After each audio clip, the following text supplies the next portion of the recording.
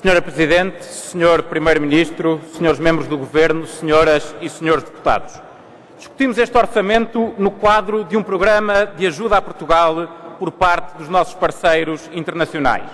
No CDS dizemos hoje o que sempre dissemos.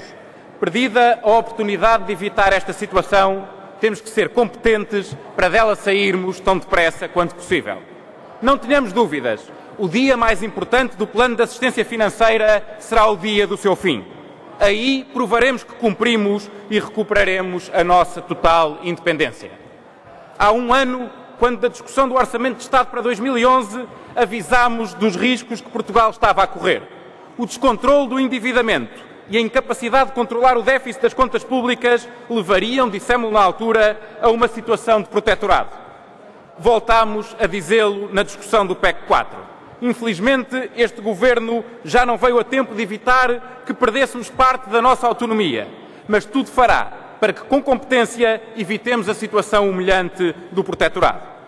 Isso é o que acontece a países que não são rigorosos na informação que prestam, não são competentes no cumprimento dos seus compromissos e hesitam entre a responsabilidade institucional e a demagogia da rua. Esse não é o caminho desta maioria e esse não pode ser o caminho de Portugal.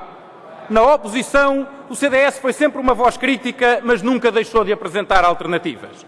Quer no debate do Orçamento para 2011, quer no debate do PEC 4, apresentámos alternativas que poderiam ter evitado esta situação. E se umas foram aniquiladas pelo degradar da situação económica e financeira do país, a parte mais significativa dessas propostas faz hoje parte do compromisso desta maioria para salvar o país, para o reformar e para permitir que, com o empenho dos portugueses e o contributo da sua iniciativa, voltemos a crescer. Senhora Presidente, senhoras e senhores deputados, este orçamento tem três grandes eixos. Tem uma condição irrenunciável, uma opção imprescindível e uma oportunidade inadiável. A condição irrenunciável é o cumprimento do memorando de entendimento. A opção imprescindível é a ética social na austeridade e a oportunidade inadiável é a reforma do Estado e o contributo para uma mudança de modelo económico. Com a execução orçamental do ano em curso e com a apresentação desta proposta de Orçamento do Estado para 2012, Portugal assume a reconciliação com o caminho da credibilidade e do cumprimento das suas obrigações. Sabemos que para isso o esforço exigido ao país e concretamente a cada um dos portugueses é um esforço muito significativo, o que obriga a que clarifiquemos a razão de ser desse esforço. O que se propõe é o cumprimento escrupuloso dos compromissos contidos num memorando de entendimento negociado pelo Governo do Partido Socialista e subscrito também pelo PSD e pelo CDS. Não se trata de ir para além desses objetivos, exigindo demais a quem já está a fazer um esforço tremendo. Trata-se de cumprir o memorando e os seus termos. Se a esmagadora maioria das medidas da proposta do Orçamento de Estado, designadamente as que representam aumentos de impostos, resultam de pontos concretos do memorando, outras, as extraordinárias, resultam da obrigação de encontrar medidas adicionais para cumprir os objetivos assumidos. É que é bom que se esclareça que o memorando obriga ao cumprimento dos objetivos, seja com as medidas nele inscritas, seja com outras que o país tem que definir e aplicar. Se nos limitássemos a cumprir as medidas previamente acordadas, não atingiríamos os objetivos. É certo que teríamos boas desculpas para o falhanço, mas o tempo dos falhanços e das desculpas é definitivamente o passado. O presente é o tempo do cumprimento e dos resultados para que o futuro possa ser o tempo da esperança e do crescimento. Senhora Presidente, senhoras e senhores deputados, confrontado com uma situação de tão grande exigência e dificuldade, poderia o Governo assumir não ter meios para acudir aos mais necessitados e, em boa verdade, esses meios são mais escassos que nunca.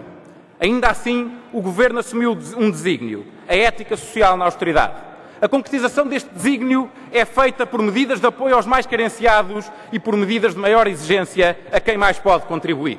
Ou seja, pedindo mais a quem mais tem, é possível ajudar quem mais precisa. Com medidas de apoio a quem mais precisa, o CDS destaca o descongelamento e atualização das pensões mínimas sociais e rurais, a majoração do subsídio de desemprego para casais com filhos em que ambos os membros do casal estejam desempregados, a não tributação, ao contrário do que estava inscrito no memorando de entendimento, de prestações sociais como o subsídio de doença, o subsídio de desemprego ou o abono de família em sede de IRS, a consignação de 200 milhões de euros da receita do IVA ao programa de emergência social.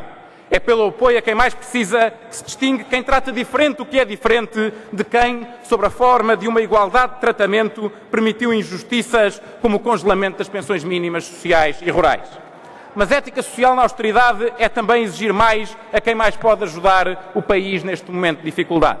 É com esse objetivo que o Orçamento introduz medidas como a taxa adicional de solidariedade no valor de 2,5% aplicado ao escalão mais alto do IRS. A taxa adicional de solidariedade em sede de IRC no valor de 3% para as empresas com lucros superiores a 1,5 milhão de euros e de 5% para as empresas com lucros superiores a 10 milhões de euros. O agravamento da taxa especial para mais-valias, que passa para 21,5%, ou o agravamento em 7,5% da tributação de veículos ligeiros de alta cilindrada, de embarcações e de aeronaves. Senhora Presidente, senhoras e senhores deputados, todo o esforço que o país vai ter de fazer durante o próximo ano tem como razão de ser a consolidação das contas públicas. Mas tem que ser mais do que isso. Estamos perante uma oportunidade inadiável de promover a reforma do Estado e de contribuir para uma mudança de modelo económico em Portugal. Só uma reforma profunda do Estado permitirá reduzir a despesa pública e ser seletivo nas funções a desempenhar pelos organismos públicos. O Estado caro, pesado e ineficaz tem que dar lugar a um Estado que respeite cada euro dos contribuintes, que seja ágil e que se paute por critérios de exigência e qualidade na prestação de serviços. Para essa reforma do Estado contribuem medidas como o PREMAC, com a extinção de mais de 142 organismos e de 1.711 cargos dirigentes. A reforma da administração local e especialmente do setor empresarial local. A reestruturação do setor empresarial do Estado, onde destacamos o novo Estatuto do Gestor Público, ou o plano de privatizações, permitindo ao Estado sair da economia sempre que a sua presença seja prejudicial ou desnecessária. Por último, é necessário abrir o caminho ao crescimento económico. Para que tal volte a ser possível, é necessário reduzir a burocracia, reformar a justiça e garantir o financiamento das empresas. São 3 grandes desafios do Estado para que os privados possam fazer a sua parte. Fazemos este esforço sabendo que de nada valerá se quisermos voltar a um modelo em que o suposto investimento público esgota o crédito disponível, em que o consumo é desproporcionado em relação à produção, em que a balança comercial tem um desequilíbrio insustentável. Quando recuperarmos, e vamos recuperar, não será para voltarmos às autoestradas onde não passam carros, aos aeroportos onde não aterram aviões, aos postos de carregamento para carros elétricos que não existem, às rotundas inúteis, aos fontanários mais ou menos artísticos, às empresas públicas, institutos e fundações que nascem como cogumelos ou aos lugares distribuídos por critérios partidários.